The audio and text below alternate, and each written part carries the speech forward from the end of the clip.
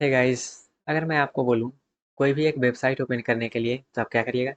Simply आप कोई एक ब्राउज़र लीजिएगा, उसको ओपन करिएगा। उसको ओपन करने के बाद जो भी हम वेबसाइट का आपको नाम बोलेंगे वो उस पे एंटर करके आप सर्च कर दीजिएगा, तो वेबसाइट क्या होगा, ओपन होके आ जाएगा। तो जब इतना आसानी से वेबसाइट ओपन आप कर ले रहे हैं तो आपके लिए ये जानना भी ज़रूरी है कि जब आप वेबसाइट इंटर करते हैं, जो भी वेबसाइट ओपन करना चाहते हैं उसको सर्च करते हैं, तो इंटरनली क्या काम चलता है जिससे वो वेबसाइट मेरा डिस्प्ले पे ओपन होता है। ओके, तो इसी के बारे में आज हम बात करेंगे। एक्सेस ऑफ वेबसाइट, कोई भी वेबसाइट को आप जब एक्सेस करते हैं तो इंटरनली हमारे पास सिस्टम में क्या काम चलता है जिससे हमारा वेबसाइट ओपन होके आता है। ओके गाइस, तो एक्सेस ऑफ वेबसाइट का भी हम बात करने वाले हैं, तो चलिए स्टार्ट करते हैं और जानते हैं कैसे हमारा वेबसाइट ओपन होता है। तो यहाँ पे हम स्टेप बाय स्टेप बात करेंगे, तो सब स्टेप बाय स्टेप यहाँ पे हम accessing a website involves several steps. वो स्टेप्स क्या है, वो स्टेप ये सब है। वन बाय वन हम सभी स्टेप को देखेंगे और समझेंगे। तो पहला स्टेप क्या है, पहला स्टेप है मेरे पास इंटरिंग द यूआरएल। यूआरएल जो भी आप लिंक इंटर करते हैं, जो भी आप कॉपी करके वहाँ पे पेस्ट करते हैं, वो चीज़ समझ सकें। या फिर आप ऐसे समझिए, जो सर्च बार रहता है, सर्च बार पे आप कोई नाम इंटर कर रहे हैं वेबसाइट का। ओके, इसमें क्या है, इस स्टेप के सब स्टेप में क्या है, ओपन द वेब ब्राउज़र। कोई भी वेब ब्राउज़र आप ओपन कर सकते हैं, जैसे कि गूगल क्रोम हो गया, मोजिला फायरफॉक्स हो गया, और भी इससे पहले हम वेब ब्राउज़र का देखे थे। कोई भी वेब ब्राउज़र को आप ओपन कर लीजिएगा। वेब ब्राउज़र को ओपन करने के बाद उसमें आप सिंपली यूआरएल पेस्ट करना है। यूआरएल के जगह पर आप यहाँ पे नाम भी दे सकते हैं, वेबसाइट का नाम भी आप यहाँ पे पेस्ट कर सकते हैं। Type the website URL. URL का फुल फॉर्म क्या होता है, यूआरएल यूआरएल तो बोल रहे हैं, लेकिन यूआरएल का फुल फॉर्म क्या होता है। यूआरएल का फुल फॉर्म होता है uniform resource locator. Uniform resource locator. Okay, वहाँ पे आप यूआरएल पेस्ट करिएगा। ठीक है, जो भी एड्रेस बार होता है, वहाँ पे सर्च बार होता है, उसमें आप पेस्ट कर दीजिएगा, या फिर आप ऐसे यूआरएल के जगह पर आप सिंपली समझ सकते हैं वेबसाइट का नाम। ओके, सिंपली आप समझिएगा वेबसाइट का नाम, उसको उसमें पेस्ट कर देना है, लिख देना है। उसके बाद क्या करना है, इंटर करना है। इंटर करना है, ठीक है। तीसरा स्टेप क्या है, इंटर करना है। तो इस तरह से हम क्या करते हैं, यूआरएल को इंटर करते हैं और सर्च करते हैं। उसके बाद अब जब हम वहाँ पे इंटर कर दिए है, इंटर कर दिए, तो वहाँ पे क्या होता है, 1-2 सेकंड में मेरा वेबसाइट ओपन होकर आ जाता है। लेकिन यहाँ पे इंटरनली आप 1-2 सेकंड में क्या काम चलता है वो जानते हैं। ओके, तो वहाँ पे जब इंटर करते हैं उसके बाद क्या होता है, डायरेक्टली जब आप क्या करते हैं, जैसे मान लेते हैं google.com लिखे हैं, तो डायरेक्टली वहाँ पे क्या होता है, आईपी एड्रेस के जरिए वहाँ पे लोकेट होता है। तो स्टेप 2 में क्या होता है, स्टेप 2 में मेरा होता है डीएनएस रिजॉल्वर्स। क्या, डीएनएस रिजोल्यूशन। पहला स्टेप था मेरा, यूआरएल को हम इंटर कर दिए। दूसरा स्टेप क्या है, डीएनएस रिजोल्यूशन। इसमें क्या होता है, the web browser send the URL to a DNS. DNS का फुल फॉर्म होता है डोमेन नेम सिस्टम। ठीक है, डोमेन नेम सिस्टम। तो क्या होता है, जो भी वेब ब्राउजर में हम क्या किए हैं, नाम इंटर किए हैं, कोई भी वेबसाइट का नाम इंटर किया है या फिर उसका जो भी यूआरएल था उसको हम पेस्ट किए हैं, तब क्या होता है, वो जो हम यूआरएल या फिर नाम वहाँ पे इंटर किए हैं उसको क्या कहता है, डीएनएस रिजॉल्वर के पास जाता है। तब वेब ब्राउजर से जिस भी वेब ब्राउजर में हम इंटर किए हैं, वो वेब ब्राउजर क्या करता है, डीएनएस के पास उसको भेजता है। डीएनएस के पास उसको भेजता है। The web browser send the URL to DNS, domain name system. ठीक है, रिजॉल्वर उसके पास भेजता है, उसके पास भेज दिया। अब वो क्या करेगा वो जानते हैं। The DNS resolver translate the domain name into IP address. अब यहाँ पे एक समझने वाली बात ये है, ये जो लाइन लिखा है इसका मतलब क्या हुआ। इसका मतलब ये है, जैसे मान लेते हैं हम अपना google.com ओपन करना चाहते हैं। ठीक है, एक एग्जांपल लेते हैं, google.com ओपन करना चाहते हैं, गूगल का वेबसाइट ओपन करना चाहते हैं, तो क्या होगा, सिंपली आप जाके उस पर google.com लिख दीजिएगा। जब google.com लिख दिए, उसको इंटर कर दिए, तो क्या होगा, अब जिस भी वेब ब्राउजर पे आप लिखे हैं, वो वेब ब्राउजर क्या करेगा, वो जो आप यूआरएल लिखे हैं, नाम लिखे, उसको भेजेगा किसके पास, डीएनएस के पास। डीएनएस के पास भेज दिए। अब डीएनएस क्या करेगा, डीएनएस क्या करेगा, उसका आईपी एड्रेस रिटर्न करेगा। उसका आईपी एड्रेस रिटर्न करेगा किसको, ब्राउजर को। ठीक है, तो वही ये लाइन लिखा गया है, the DNS resolver translate the domain name. आप जो google.com लिखते हैं उसको बोलते हैं डोमेन नेम। आप जो google.com या फिर जो भी वेबसाइट का नाम लिखते हैं उसको बोलते हैं डोमेन नेम। उस डोमेन नेम से क्या करता है, आईपी एड्रेस में कन्वर्ट करता है, ट्रांसलेट करता है, और उसको रिटर्न करता है किसके पास, वेब ब्राउजर के पास। अब वेब ब्राउजर के पास उसके आईपी एड्रेस है, किसका, कोई भी वेबसाइट का, कोई भी सर्वर का आईपी एड्रेस है, तो उसके जरिए आप ओपन करेगा। अब अगला स्टेप में जानते हैं, स्टेबलाइजिंग अ कनेक्शन। अब क्या होगा, स्टेप 3 में दो स्टेप अभी तक देख लिए। पहला क्या था, यूआरएल को हमको पेस्ट करना था। दूसरा, यूआरएल की जगह दे दिए तो वो क्या करेगा, डीएनएस के पास भेजेगा। अब तीसरा स्टेप, अब उसके पास क्या हुआ, दूसरा स्टेप में उसके पास आईपी एड्रेस मिल गया।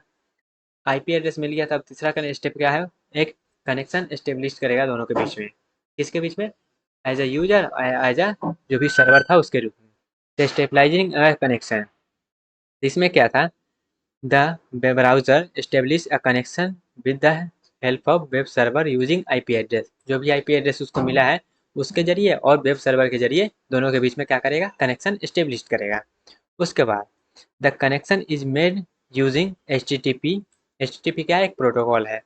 हाइपरटेक्स्ट ट्रांसफर प्रोटोकॉल और H T T P S hypertext transfer protocol secure.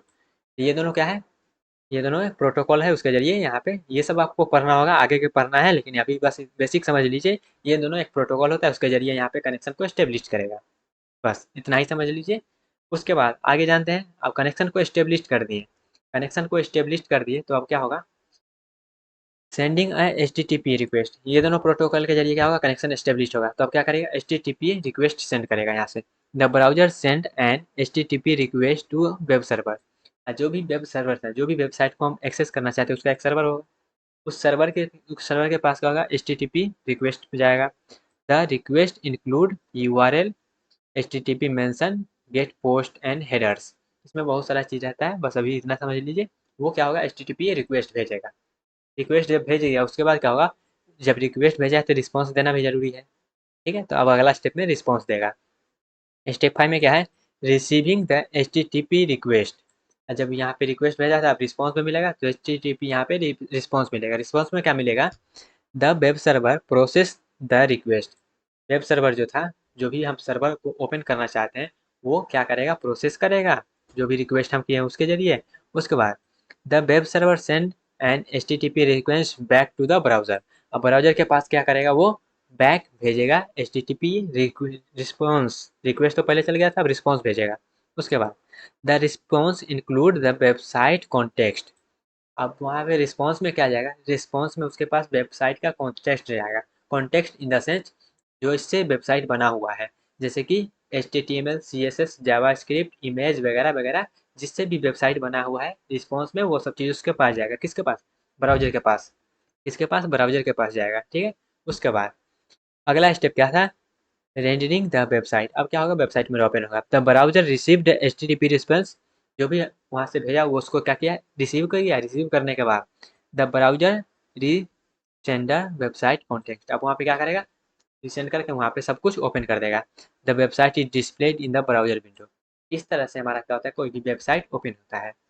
ठीक है, तो यहाँ पे जितना भी अभी तक स्टेप दिखे हैं उसको एक बार में समराइज करते हैं। पहला स्टेप में क्या करते हैं? पहला स्टेप में हम यूआरएल इंटर कर देते हैं। यूआरएल इंटर करने के बाद वहाँ पे क्या होता है? यूआरएल को ब्राउजर है वो डीएनएस के पास भेजता है। DNS in the sense domain name server, उसके पास भेजता है। वो क्या करता है? डीएनएस डीएनएस मेरे पास वेबसाइट के पास, ब्राउजर के पास क्या करता है? आईपी एड्रेस भेजता है। आईपी एड्रेस के जरिए वहाँ पे क्या होता है? एच टी टी पी जो भी प्रोटोकॉल है उसके जरिए वहाँ पे कनेक्शन एस्टेब्लिश करता है। कनेक्शन एस्टेब्लिश कैसे करता है? एच टी टी पी जो भी प्रोटोकॉल है उसके जरिए रिक्वेस्ट भेजता है। रिक्वेस्ट भेजने के बाद वहाँ से क्या होता है? रिस्पॉन्स आता है। रिस्पॉन्स में क्या होता है? जो भी जिससे भी वेबसाइट बना होता है वो वहाँ पे रिस्पॉन्स में सेंड करता है। उसके बाद जो भी ब्राउज़र होता है उसको एक जगह करके डिस्प्ले करवा देता है। तो इस तरह से मेरा वेबसाइट ओपन करता है। तो आप जो सिंपली वहाँ पे लिख देते हैं और जब वेबसाइट ओपन हो जाता है उससे पीछे इतना सारा कहानी होता है। ठीक है, तो आई थिंक आपको मालूम चल गया होगा कोई भी वेबसाइट कैसे ओपन होता है। उसके बाद यहाँ पे और भी बात कर लेते हैं, जैसे कि कोई भी वेबसाइट को ओपन करने के लिए कितना मेथड होता है। जनरली आप क्या करते हैं? कोई भी यूआरएल के जरिए इंटर कर सकते हैं। यूआरएल पर इंटर करते हैं तो डायरेक्ट वेबसाइट मेरा क्या होता है? ओपन हो जाता है। उसके बाद ये तो पहला हो गया। दूसरा मेथड क्या है? कोई भी चीज़ को आप बुक मार्क करके रखते हैं। जो भी चीज़, जो भी वेबसाइट को आप बार बार ओपन करते हैं उसको बुक मार्क करके रखते हैं, उसके जरिए भी आप वेबसाइट को ओपन कर सकते हैं। जनरली बुक मार्क में जाकर इंटर करना होता है, वहाँ पे वो हो जाता है। उसके बाद सर्च इंजन रिजल्ट के जरिए भी आप वेबसाइट को ओपन कर सकते हैं। उसके बाद हाइपरलिंक फ्रॉम अनदर वेबसाइट। कोई भी वेबसाइट पे आप रहते हैं वहाँ पे एक हाइपरलिंक दिया रहता है, उस पर भी क्लिक करते हैं तो क्या होता है? आप कोई भी वेबसाइट को ओपन कर लेते हैं। उसके बाद social media link. Social media link पे भी क्या होता है? वेबसाइट का दिया रहता है। उसके बाद ईमेल लिंक। मोबाइल ऐप के जरिए मोबाइल जब एप्लीकेशन देखते हैं उसमें क्या होता है? कोई भी कहीं पर भी आपको वेबसाइट का लिंक मिलता है, उसके जरिए भी आप उसको ओपन कर सकते हैं। तो इस तरह से हम क्या कर सकते हैं? वेबसाइट को ओपन कर सकते हैं। उसके बाद कुछ कुछ टूल होता है, जैसे कि वेब ब्राउज़र। वेब ब्राउज़र का हम ऑलरेडी देख चुके हैं। क्रोम होता है, फायरफॉक्स होता है और भी हम बहुत सारा चीज़ देखे थे। उसके बाद सर्च इंजन जैसे कि गूगल हो गया, बिन हो गया। यूआरएल शॉर्टनर, यहाँ पे लिंक अनलेबल, वेबसाइट अग्रीगेशन, उसके बाद mobile app, browser extension, VPNs, virtual private network. तो ये सब क्या है, वेबसाइट को एक्सेस करने का टूल है। ओके, तो आई थिंक अभी तक हमने जितना किया है आपको समझ में आ गया होगा कि अब हमने ये जाना वेबसाइट कैसे ओपन होता है, उसका जो ईवी इंटरनल प्रोसेस होता है वो जाने, उसका मेथड क्या है, कितने तरीका से हम वेबसाइट को ओपन कर सकते हैं, उसमें टूल क्या है। ठीक है, तो आई थिंक आपको क्लियर हो गया होगा, समझ में भी आया होगा जब ये क्या चल रहा था। ओके गाइस, तो ये था मेरा वेबसाइट कैसे ओपन होता है। और लास्ट में क्या है, लास्ट में यहाँ पे हम कुछ चीज़ आपको पहले बता दें, पहले ये बता देते हैं। एक दोस्त ने मैसेज किया था क्या कि जो हम यहाँ पे पढ़ रहे हैं क्या ये सफिशियंट होगा एग्ज़ाम के लिए। तो यहाँ पे कोई भी एग्ज़ाम के लिए कितना भी पढ़ लीजिएगा वो सफिशियंट नहीं रहता है। तो यहाँ पे इसके अलावा भी आपको क्या करना पड़ेगा, इसके अलावा भी आपको इस पे क्वेश्चन प्रैक्टिस करना पड़ेगा, किस टाइप से क्वेश्चन आता है एग्ज़ाम में वो प्रैक्टिस करना पड़ेगा। और उसके अलावा आपको अगर संभव हो तो बुक रीडिंग कर लीजिए। ठीक है, नहीं तो कोई भी साइट पे जाकर, जैसे अभी हम समझे ही वेबसाइट को कैसे ओपन करते हैं, तो कोई भी वेबसाइट को ओपन करके इसके रिलेटेड आप पढ़ सकते हैं। ठीक है, तो उससे क्या होगा, उससे आपको और ज़्यादा इस पे नॉलेज मिलेगा और ज़्यादा आपके पास थ्योरी रहेगा एग्जाम में लिखने के लिए। ओके, तो ये तो हो गया इसका बात, ये सफिशियंट है या नहीं उसके लिए। अब यहाँ पे हम क्या कर रहे हैं, लाइव रिवीजन प्लान कर रहे हैं, जिसे लाइव आके रिवीजन किया जाए किस चीज़ का, पीपीएच का और आईटी वर्कशॉप का। तो इसके कॉन्टेक्स्ट में आपका क्या राय है ज़रूर बताइएगा। जैसा आपका विचार रहेगा वैसा काम किया जाएगा। ठीक है, तो यहाँ पे लाइव रिवीजन प्लान किया जा रहा है। ठीक है, जैसे अभी चल रहा है ये तो रिकॉर्डेड होगा, अब यहाँ पे लाइव प्लानिंग कर रहे हैं।